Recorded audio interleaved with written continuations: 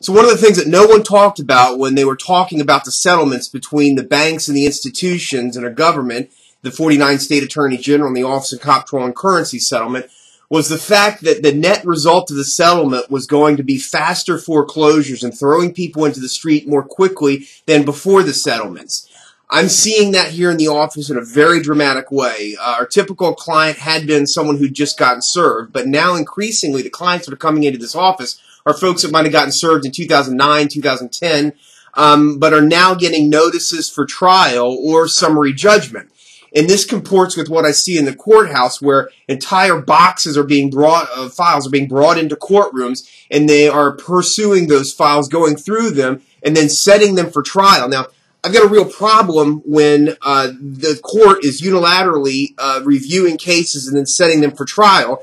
But the bigger picture is that the terms of the settlements reached between the banks had it that the money that was paid by the banks and institutions was supposed to be used to quote-unquote help consumers. Well, here in the state of Florida, at least $5 million of that money is being given to the counties in the court system, and that money is being used to set up these rocket dockets and flush cases through the system more quickly. So I question how it is that that money, which is making a direct transmit into our court system and is being used to set up special dockets for the foreclosure judgments, is actually helping consumers. It's just not. Now, if a consumer were able to walk into a courtroom and get fair treatment, I suppose it might be a little bit not as bad. But the fact of the matter is that, unfortunately, walking into courtrooms in these foreclosure trials, and it's not fair to call them trials because in many cases they're just ambushes, but the perception that a foreclosure trial, a homeowner doesn't have any defenses, is unfortunately too widely held. And so you walk into courtrooms. I've talked about this trial I witnessed recently where, a defense attorney made like 100 objections, and every single one of them was overruled.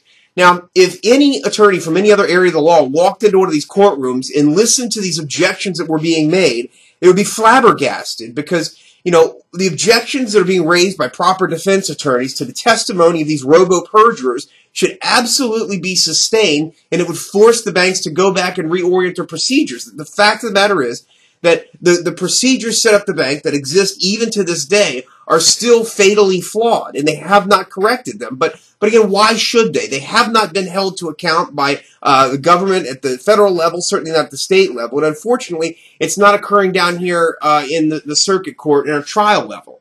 It's a disturbing circumstance out there, and far too many consumers who've been living in their homes under a false sense of security, maybe they've even been in a modification, are going to get caught in the chainsaw of these foreclosure trials that are being set. Now, there is one other thing that we've stumbled across here that we've been using for a number of months that is an absolute defense to many foreclosures.